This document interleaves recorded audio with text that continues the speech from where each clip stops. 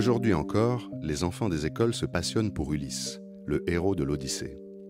Ce poème attribué à Homère, sans doute mis par écrit au 8e siècle avant Jésus-Christ, reprend les histoires orales de la guerre de Troie qu'on place généralement au 12e siècle avant notre ère.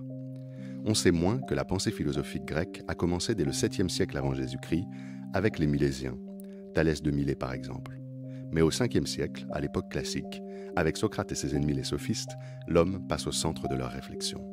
L'homme, ou l'humain comme on dit aujourd'hui, est mesure, en grec métron, parce qu'il détermine ce qui existe et ce qui n'existe pas. Parce qu'il fixe le temps et trouve le kairos, le moment opportun de l'action. Parce qu'il raisonne et qu'il parle, étant maître du logos, le mot grec qui signifie à la fois la parole, le calcul, et la pensée derrière les mots, ce qui nous apprend, ce qui nous émeut, ce qui nous fait rire. Cette place centrale de l'homme a permis aux Grecs de développer d'autres aspects de la philosophie, tels la sagesse, la justice, la tempérance, le courage, la sainteté, d'inventer la rhétorique aussi, c'est-à-dire l'art du discours indispensable dans une démocratie. Nous en parlons aujourd'hui avec une helléniste qui connaît bien Protagoras, Platon et toute cette pensée grecque anthropocentrique, Monique Trédé, membre de l'Académie des inscriptions et des belles-lettres, professeure émérite à l'École normale supérieure de Paris et présidente du comité scientifique des humanités dans le texte.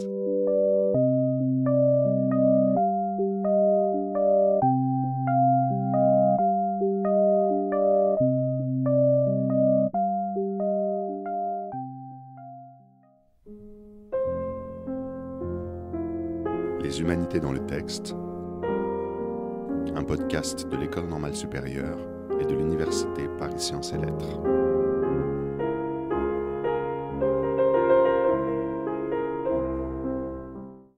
Bonjour Monique Trédé, et merci d'être revenue dans l'école qui vous a accueilli, par l'intermédiaire à l'époque de l'École normale supérieure des jeunes filles, qui a précédé l'école mixte actuelle.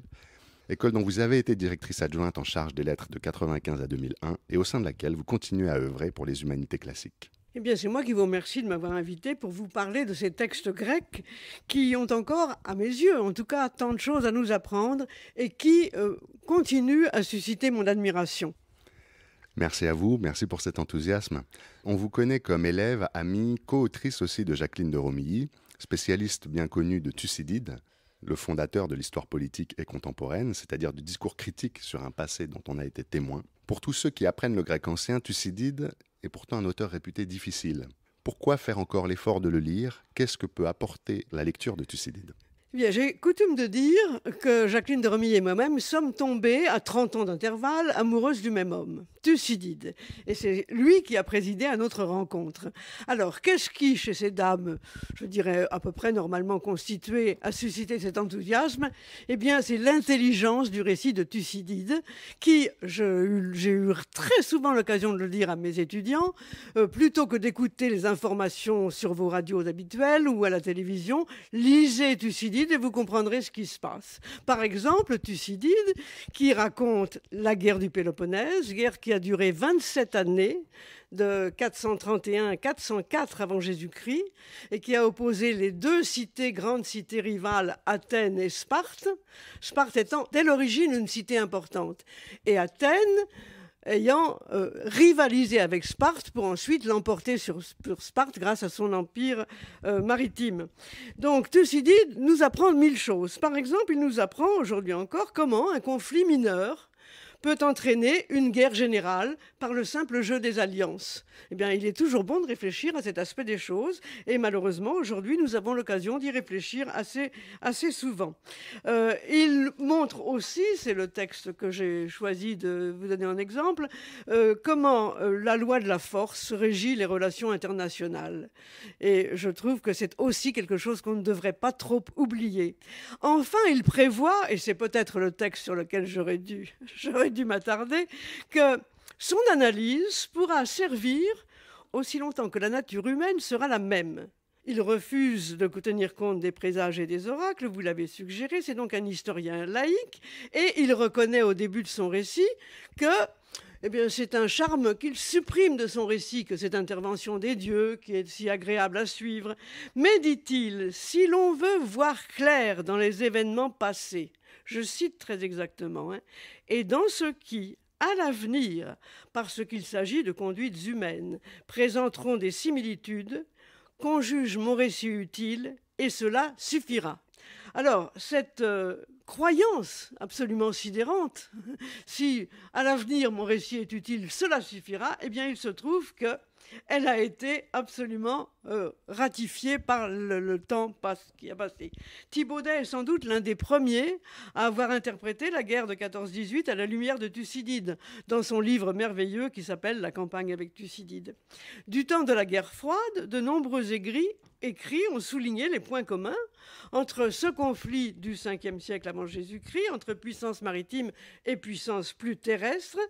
Et aujourd'hui encore, certains comparent la rivalité entre la Chine et les USA au rôle qu'a joué la jeune puissance athénienne face à l'ancienne puissance spartiate. Donc vous voyez que cette ambition, à la fois, je dirais que c'est à la fois cette modestie, oui, je me prive de cet agrément qu'est l'intervention des dieux dans un récit, mais cette ambition extraordinaire, ce désir de voir clair et de faire voir clair, me paraît mériter qu'on lise encore aujourd'hui Thucydide. Absolument, et je vous propose qu'on plonge maintenant dans le texte. Voilà, c'est un extrait du livre 1 de Thucydide, c'est le discours des Athéniens qui répondent aux Corinthiens et aux Spartiates avant l'entrée en guerre et qui essaient de leur expliquer que leur attitude est la chose la plus malheureusement naturelle, conforme à la nature qui soit.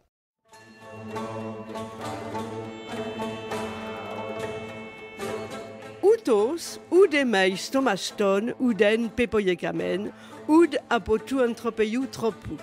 Pour nous, nous ne faisons rien d'extraordinaire, ni rien qui s'écarte des attitudes humaines. Ei archente didomenen et dexameta. Nous avons accepté un empire que l'on nous offrait. Kaitoten me aneimen, upotrion ton megiston nicetentes, times, kaideus, kaiophelias. Et nous n'y avons pas renoncé quand les plus forts mobiles, honneur, crainte et intérêt, nous le commandaient. Udo protoi tutoiutu parxantes. Et nous n'étions pas les premiers à agir ainsi. Al ai katestotos toneso, upotu dunatoteru katargestai. Il a toujours été chose établie que le plus faible soit contraint par le plus puissant. Axioite ama nomizontes enai. D'autant que nous pensions que nous le méritions.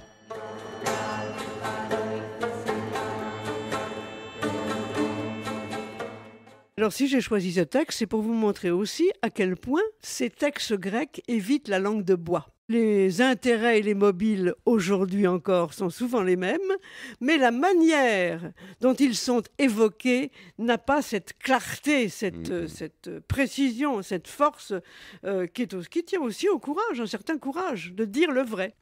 Alors ces textes ont été écrits pour un public grec disparu depuis des millénaires, composé pratiquement en totalité d'hommes. Qu'est-ce qui vous motive à lire les classiques quand vous connaissez leur misogynie, quand vous savez qu'à la fin du 7e siècle avant Jésus-Christ, un poète que vous avez cité dans une de vos interventions à l'Académie des inscriptions et des belles-lettres, Sémonide d'Amorgos, a pu dire « Quand la divinité créa l'esprit à l'origine, elle en exclut la femme ».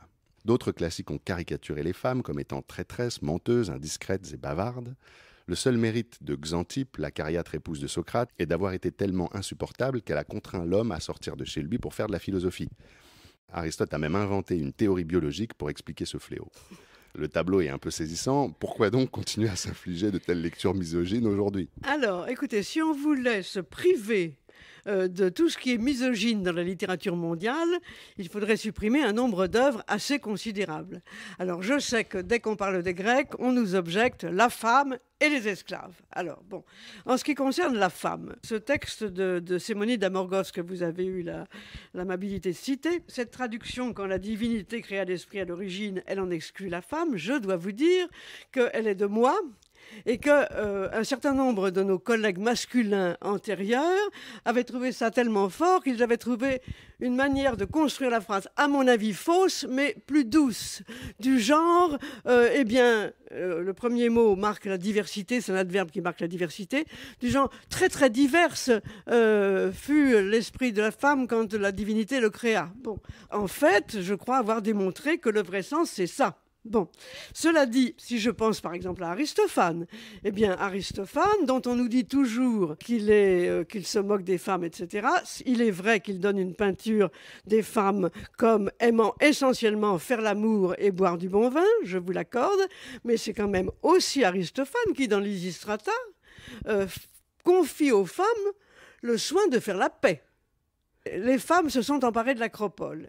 Et évidemment, toutes les femmes de Grèce, parce que sinon, la paix n'était pas possible, bon, puisque la lutte était entre Athènes et Sparte. Alors, toute la première partie de la pièce, Lysistrata attend que ses petites camarades des autres cités arrivent pour cette réunion importante. Et quand elle leur explique qu'elle a trouvé le moyen que leurs époux fassent la paix, et qu'il s'agit de se priver de faire l'amour, et donc de les priver de faire l'amour, c'est un cri déchirant que poussent toutes ces femmes. Alors non, il y en a même une qui dit, je crois que c'est Myrine, qui dit oh, mais alors non, je me demande si je ne préfère pas que la guerre continue. Enfin bon. Donc, alors la plus sérieuse, qui est Cléonice de Sparte, dit quand même, allez, il faut être courageux, oui, on va essayer de faire ça. Oui, n'est-ce pas? Mais alors, s'il nous poursuit, s'il veut nous battre, eh bien, en tout cas, vous ne vous y prêtez pas. Vous prenez la plus mauvaise volonté possible. Et de toute manière, ils renonceront, parce que quand la femme n'y met pas du sien, l'homme n'est pas heureux. Mais pour vous prouver qu'Aristophane fait confiance aux femmes pour faire la paix par ce moyen, je vous signale que le vers 538 de la Lysistrata, dans lequel, au moment où Lysistrata dit « la guerre sera l'affaire des femmes », et c'est ça aussi qui va me permettre de vous dire à quel point j'aime ce poète et à quel point je le trouve génial, la guerre sera l'affaire des femmes. Ça n'a l'air de rien. Les femmes ont occupé l'Acropole, le commissaire athénien arrive pour essayer de les faire déguerpir. Et elle lui dit, il n'en est pas question, la guerre, aujourd'hui, sera l'affaire des femmes. Mais ça prend une allure infiniment plus extraordinaire. Si vous vous rendez compte que ces trois mots, polémos, dé, gunaixi, mélesei, sont là repris, une variation sur les trois mots qu'à la fin de son discours, dans ses adieux à Andromaque, Hector répond à Andromaque. Andromaque lui a dit « Tu vas périr, tu vas mourir, les Achéens sont les plus forts, je t'en supplie, ne va pas au combat. » Et il lui répond « Polémos de Andrasi mélesei, la guerre sera l'affaire des hommes et en rejet passi de tous les hommes. » De tous, si bien qu'elle comprend qu'elle va être veuve. Que chez ce poète, qu'on dit misogyne, mais qui fait une certaine confiance aux femmes, quoi qu'on dise, bon, eh bien, il y ait, et c'est ça qui me paraît admirable, il y ait à la fois des plaisanteries scatologiques, des obscénités, tout ce que vous voulez, mais aussi une subtilité du style qui fait que dans une formule aussi simple, on a une réécriture d'Homère, vous m'accorderez que ça mérite d'être signalé. Je suis l'époux de la reine, l'époux de la reine, l'époux de la reine, le roi Ménélas. Je crains bien qu'un jour il règne, qu'un jour il règne, qu'un jour il règne, je le dis tout bas. Ne me fasse de la peine, n'anticipons pas. Je suis l'époux de la reine, l'époux de la reine, l'époux de la reine, le roi Ménélas, Ménélas. Le roi Ménélas, le roi Ménélas. Il n'y a pas que des misogynes à Athènes, car il y a Platon. Oui. Et à la surprise générale, le premier qui a plaidé pour l'égalité intellectuelle entre hommes et femmes, c'est Platon. Et je vous ai choisi un petit texte de la République, c'est-à-dire une œuvre de la maturité de Platon, mais j'insiste sur le fait que dans sa dernière œuvre, Les Lois, il revient sur la question et considère que dans la cité que les lois sont en train de construire, les femmes doivent avoir exactement le même rôle que les hommes, voilà, en fonction évidemment de leurs dons naturels ou de leurs aspirations. Ça montre que ça n'est pas une idée passagère, c'est une idée Ça n'est pas forte une chez idée Platon. passagère. Ouais. Et c'est une idée qui a été reprise par un certain nombre des disciples de Platon, en particulier une obédience qu'on appelait cynique, mais où la femme avait le même vêtement que l'homme, où il ne se mariait pas car il vivait selon la nature, et donc il y a eu des conséquences à cette affirmation. Alors lisons Platon. Uden araestin au filet epitedemat en Pauline, dioikunton, gunaikos, dioti gune, ud andros, dioti aner. Il n'y a pas dans l'administration de l'État d'occupation propre à la femme en tant que femme, ni à l'homme en tant qu'homme. Al, homoios, dies parmenai aifuseis en amfoin toin zoin. Mais les facultés ayant été uniformément partagées entre les deux sexes, Kai panton ben metekei gune épithédeumatone catafucine, panton de aner. La femme est appelée, par nature, à toutes les fonctions, de même que l'homme. Epipacide asténestérone gune andros. Bien que la femme ait moins de force que l'homme.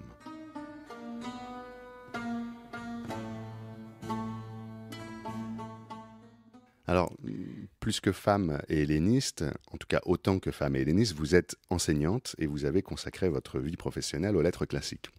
Vous avez rédigé, en collaboration avec Suzanne Saïd, les 2 manuels les plus importants aujourd'hui pour l'étude de la littérature grecque, dans le monde francophone, mais aussi à l'étranger, puisque ces manuels ont été traduits et réédités de nombreuses fois. Il s'agit donc de l'histoire de la littérature grecque et de la littérature grecque d'Homère à Aristote, plus la littérature grecque d'Alexandre à Justinien. Vous vous êtes adressé également au grand public en collaboration avec Jacqueline de Romilly, dont on a parlé, dans un petit livre qui s'intitule « Petite leçon sur le grec ancien ». Vous continuez à agir en tant que présidente de l'Association de sauvegarde des enseignements littéraires, la SEL. Vous accueillez des élèves et leurs professeurs à l'Académie des inscriptions et des belles-lettres. Comment choisissez-vous ces élèves et que souhaitez-vous leur transmettre ? Alors, ce sont eux qui nous choisissent. Je veux dire que ce sont les professeurs qui savent, parce qu'ils regardent Internet, qu'il y a ce genre de séances organisées à l'Institut et qui font des demandes pour leur classe. Et donc, on a le plaisir, malgré notre grand âge, d'avoir une centaine d'élèves de classes de seconde et de première qui font du latin ou parfois même du grec. Ça existe encore. Pas encore très nombreux, mais enfin, ça existe. Et alors, bien sûr, nous suivons un peu, bien que je sois contre les modes, nous suivons un peu la mode, qui d'ailleurs se reflète dans les programmes. C'est-à-dire que j'ai dû beaucoup parler de l'égalité des sexes dans l'Antiquité. Bon. Et ce qui permet quand même de montrer les diverses catégories sociales qui touchaient également les femmes comme les hommes. On dit que les femmes étaient au gynécée. Quand il n'y avait pas de domaine à cultiver, que la famille était relativement pauvre, la femme, elle allait vendre le peu qu'il cultivait au petit marché. Donc, elle était dehors. Bon. Donc, ça permet de nuancer des visions un peu figées du monde antique, d'une part. Mais j'ai aussi parlé, et alors là, je ne cesserai jamais d'en parler, de la démocratie grecque, parce que c'est quand même la Grèce qui a posé les principes de la démocratie. Le principe essentiel étant que c'est la majorité qui décide. Bon. Alors bien sûr, tout le monde n'était pas citoyen, bien sûr, etc., etc.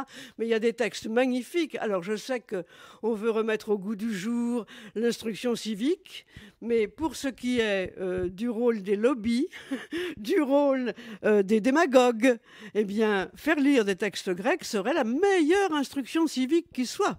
Parce que aussi bien Thucydide que Platon que Aristote ont eu des regards très, très précis sur les failles de la démocratie. Et puis, c'est très beau. Si vous voulez que je vous explique aussi pourquoi. Et je sais que nous allons finir avec Homère, je crois. Ouais. Et aussi, ces textes sont magnifiques. Curieusement, alors je sais que Victor Hugo ne l'aimait pas et traitait Pindare de boursoufler tes mains. Mais quand on entre dans la poésie de Pindare, on se dit, mais c'est une merveille. Ça devait être chanté et dansé, ça devait être un plaisir comme pour l'opéra, pour ceux qui aiment l'opéra aujourd'hui. Et Homère, alors Homère, j'ai beau être quelqu'un qui s'est beaucoup intéressé à l'époque classique du 5e, 4e et début du 3e siècle, Homère, à mes yeux, est le summum de la poésie et de l'humanité. Donc je pense qu'on peut, à tout âge, à tout moment, revenir à Homère. Et pour vous le prouver, je vous propose de découvrir avec moi cette rencontre d'Achille et Priam au chant 24 de l'Iliade. Alors nous avons déjà lu beaucoup de grec, donc nous allons peut-être nous borner au début, mais ensuite on vous lira toute la traduction du passage et je vous en dirai quelques mots. C'est à mes yeux la preuve que les vertus humaines, les qualités humaines et la compréhension, même entre ennemis, étaient possibles alors et doit l'être aujourd'hui.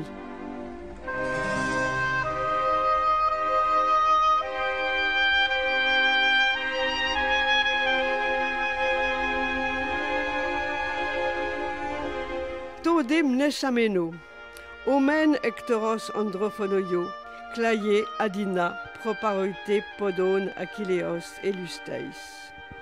Otar Achilleus claien eon patera allote dote patroclon. ton des stonaque catadomata aurorei. Tous les deux se souviennent. L'un pleure longuement sur Hector meurtrier, tapi aux pieds d'Achille. Achille cependant pleure sur son père, sur Patrocle aussi par moments, et leur plainte s'élève à travers la demeure. Mais le moment vient où le divin Achille a satisfait son besoin de sanglots.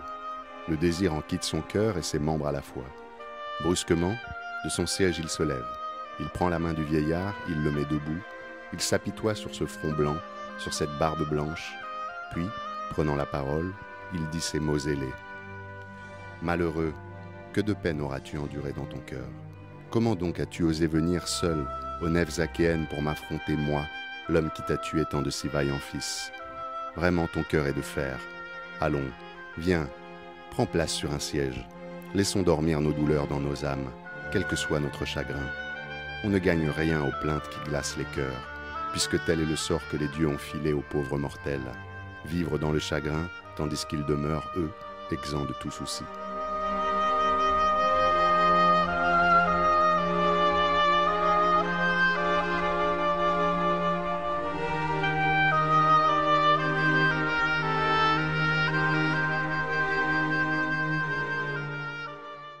J'espère que ça vous a convaincu de l'humanité d'Homère. Voilà, c'est un texte extraordinaire. C'est le dernier chant de l'Iliade.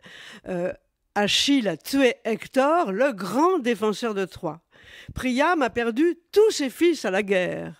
Et Hector était le seul rempart qui demeurait, donc le symbole. Et il a le courage. Alors, Achille, fou de sa victoire, traite mal le corps d'Hector et Priam, le père, le vieux père, a le courage d'aller voir celui qui a tué son fils pour réclamer ce corps. Et l'un et l'autre s'entretiennent en s'admirant mutuellement et en se comprenant mutuellement. Je trouve qu'il n'y a pas de plus belle fin d'une épopée que celle-ci. Alors on sent dans votre ton, dans votre voix, l'amour que vous portez à la langue grecque. Vous vous souvenez de votre première plongée dans le monde grec? Comment est-ce que vous première plongée dans le monde grec, de notre temps, c'était en classe de 4e. En classe de 4e, nous découvrions le monde grec et nous le découvrions avec, évidemment, les adieux d'Hector et d'Andromaque. C'est-à-dire un peu d'Homère, et sinon un peu de Lysias drôle, par exemple, sur le meurtre d'Ératosthène, le mari qui tue l'amant de sa femme. C'est assez distrayant, donc il y a des tas de textes comme ça qui nous passionnaient, mais la langue était magnifique. Ouais. Alors ce rire, cet humour, vous en faites un principe de vie, un principe intellectuel, puisque dans un entretien que vous avez accordé à une de vos éditrices, enfin une des éditrices du livre Magie et rhétorique dans la Grèce ancienne de Jacqueline de Romilly, dont vous avez écrit la préface, vous dites « Jacqueline de Romilly m'a transmis finalement 3 enseignements. Le premier, c'est la persévérance dans l'effort, le deuxième, le courage de la gaieté, et le troisième, l'indifférence au mode. » Je pense qu'on comprendra bien la persévérance dans l'effort, le premier, et l'indifférence au mode, le troisième. Mais il y en a un qui me semble plus spécifique, qui est le courage de la gaieté. Puisqu'on en revient encore au rire, on en revient à l'humour. Pourquoi est-ce que, d'après vous, être joyeux, c'est manifester du courage ? Parce que, mon cher ami, la vie ne réserve pas que des joies. Alors, évidemment, mais je dirais, oui, le courage de supporter les drames ou les difficultés de l'existence. Tout le monde les connaît, tout le monde en a. La vie n'est pas uniquement une partie de plaisir. C'est aussi une chose qui, je crois, nous a rendu aussi bien à Jacqueline de Romilly qu'à moi une espèce d'amour de l'enseignement. C'est que quand vous fermez la porte de votre classe, quel que soit le drame que vous ayez eu à vivre dans la semaine qui a précédé ou dans les heures qui ont précédé, vous fermez votre porte, vous êtes avec des textes que vous aimez et avec des jeunes gens qui sont prêts, si vous leur en montrez l'intérêt, à aimer également ces textes. Faire partager l'enthousiasme devant de beaux textes, que ce soit des textes de littérature grecque ou de littérature française, eh bien je trouve que c'est un bonheur qui ne s'éteint pas.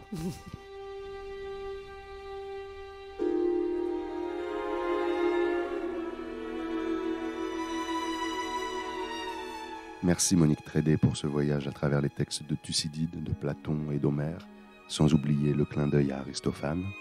Les plus mélomanes d'entre vous auront sans doute reconnu les morceaux choisis pour accompagner les différentes lectures.